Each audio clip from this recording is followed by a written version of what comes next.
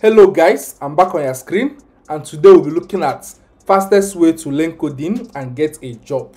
The first thing we'll be focusing on have to do with choosing the right language. I remember my early days into the tech world. I was looking for a center where I can learn coding. So when I saw one, I got there, I just asked them, what are you guys teaching? So the major language then was PHP. I had no choice, the place was looking so nice. I was convinced that that's what I wanted. I didn't take time to make my own personal research around it, and this is what is happening day by day. When you come to school, come to any social gathering, you meet friends and they're telling you I'm into tech, why don't you join? They tell you, okay, I'm learning this language. Maybe they mention Python, they mention any programming language. You're already convinced that, oh, how is it? They'll tell you, I'm making money from it. Once you hear, okay, I'm making money for it, you are convinced. It starts from you making a little research.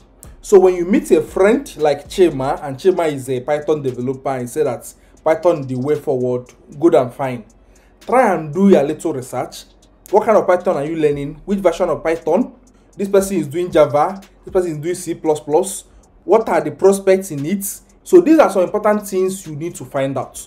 Because depending on the environment you are, there are some places you will see that teaching coding, but most of the things they are doing is outdated. Imagine learning outdated skills after spending 4 to 6 months, sometimes 1 year, right for the market.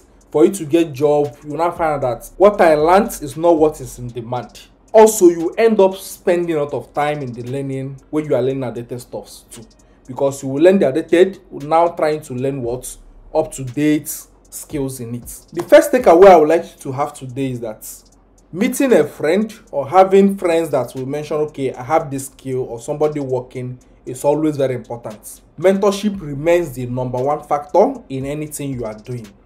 So when somebody shares an idea that, okay, I'm learning this skill and you have interest, you have done a little research and you find that, yeah, this is in demand skill that you need.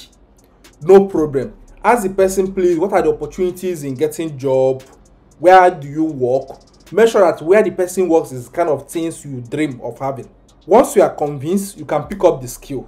Some of the benefits you will get when you have the right mentor guiding you. Example, I have a friend, Chikobi, and Chikobi is doing JavaScript.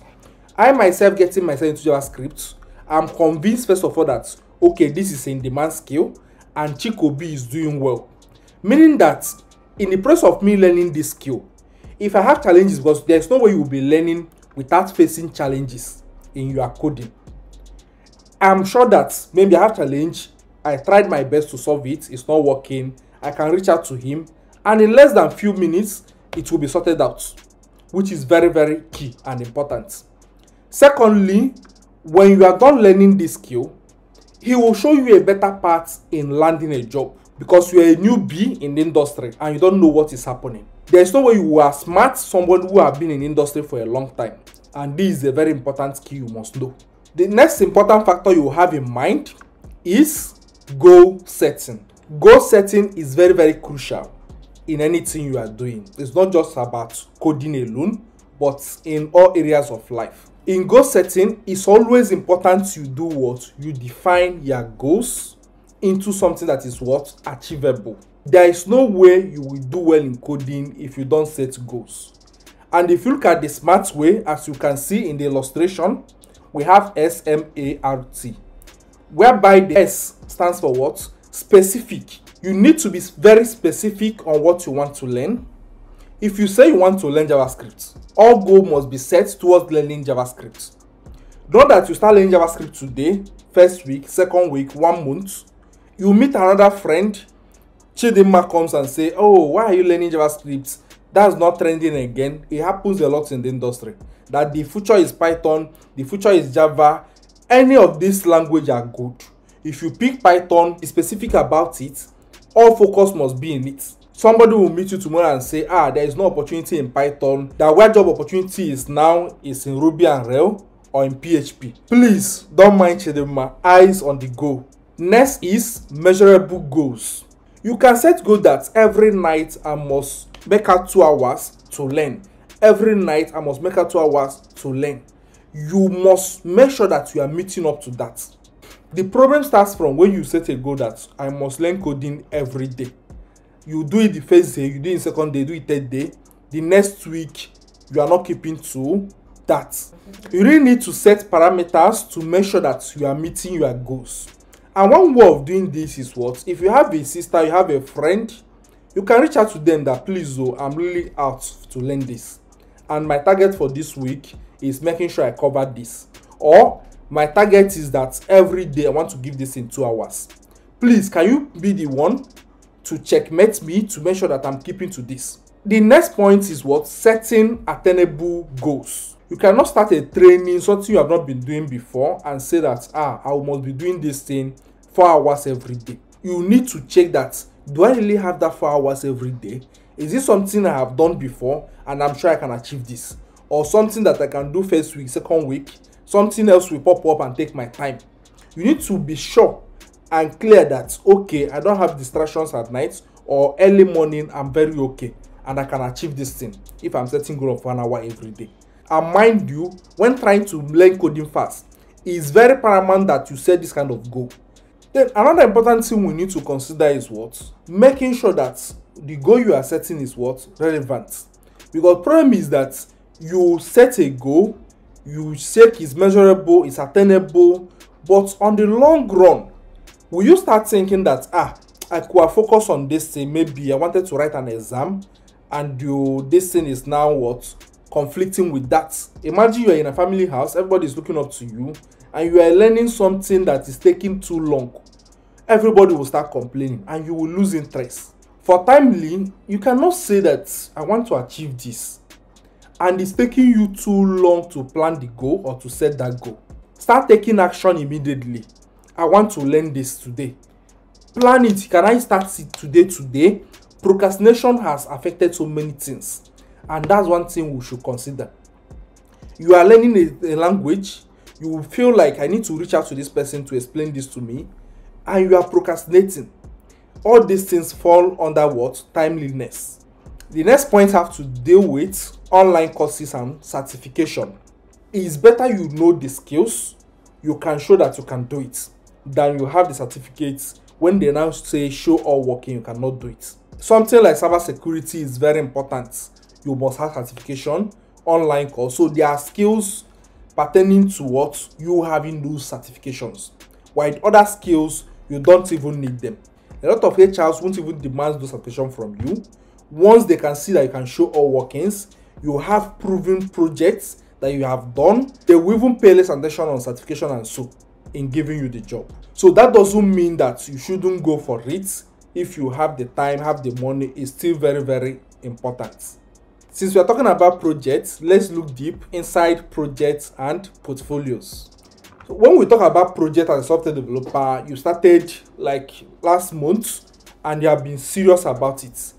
You have been making out 1 hour, 2 hours almost every day, coding, you are practicing, following up some tutorials, asking the right questions. You will notice that having spent up to 2-3 months and above, your skills have started improving. A lot of things you don't know before, you now know them. At that point, the only way you can show that, yes, I understood all these things, is simply by doing what?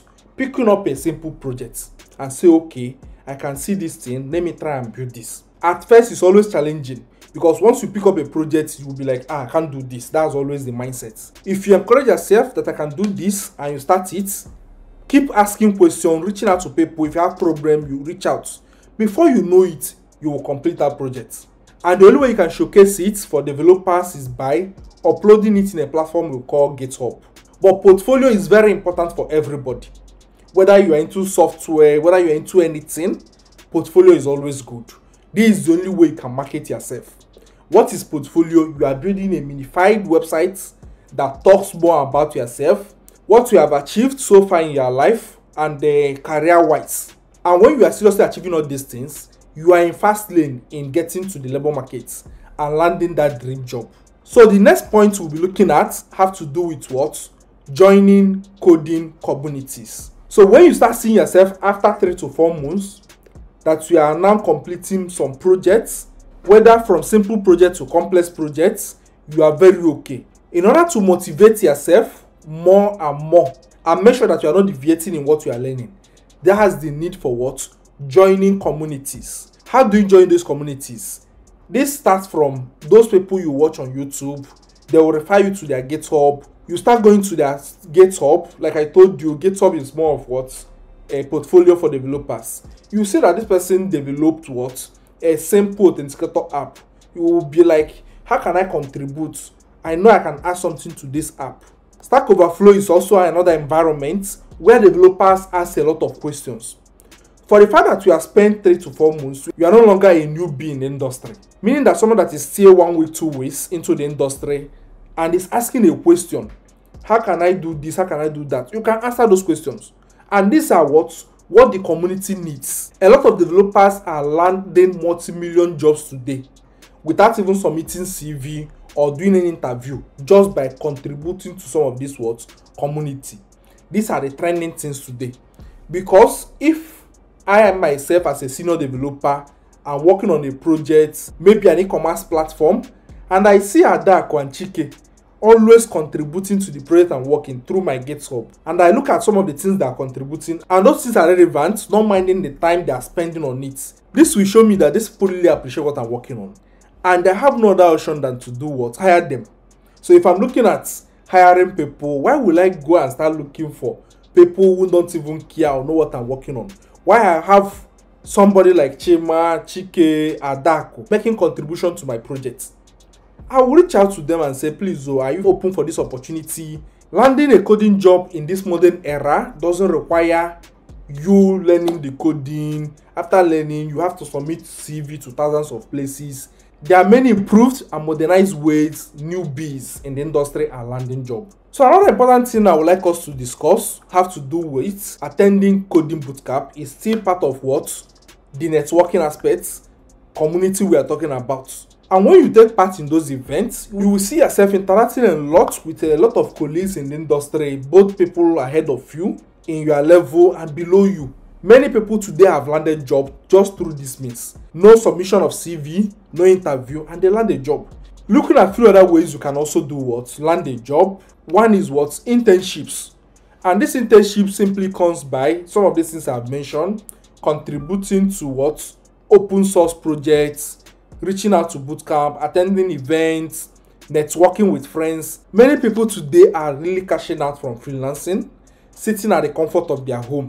You can see a freelance job, they just need you to build a login page, or need you to do a simple design, or need you to coordinate a simple project, test a software, and many more. Just by you doing that, and you did it very well, can land you a permanent job.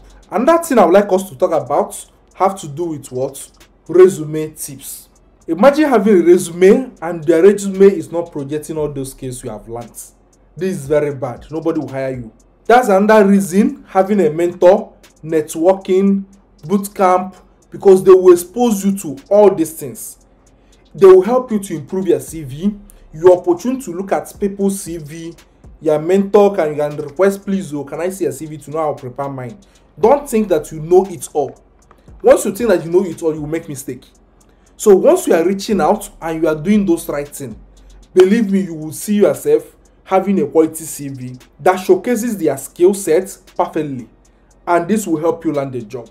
Having a good resume doesn't stop you from opening a LinkedIn account. Many of us today don't value LinkedIn, but a lot of jobs are coming through what? LinkedIn today. Many companies are currently on LinkedIn looking for talents to employ. Problem is what? You are not projecting yourself in the right way. You are thinking that LinkedIn is just there. I will still do a video to explain things around LinkedIn and how you can use it to get what? Better opportunities. Hello, Chike. How far now? Oh, really? You finally got an interview? Oh, that role you applied. Wow. This is good. Awesome. You see? I just got a call from Chike now. The LinkedIn you are neglecting, people are landing job from it. Since Chike have been scheduled for an interview tomorrow, let's prepare for interview. When preparing for an interview, you need to do what? Practice very, very well. You have submitted a CV, they went through it, they love what you wrote, and now it's for you to defend those things you wrote. You have to spend more time to make sure that you understand those codes. They may ask for a certificate, but they are more interested in you writing that code. You may not write it, but they will ask you questions about it. Finally, you need to do what? Stay updated. And how do you stay up to date? By those communities I've mentioned. You are in one platform or the other. You are following up with news. There are a lot of content creators you are following that are sharing modern things, sharing trending things, also attending conferences, and many more. When you start enjoying the tech money, don't forget to keep up to date with your tech skills. Please don't forget to like and subscribe on YouTube and follow me on Facebook. Thank you.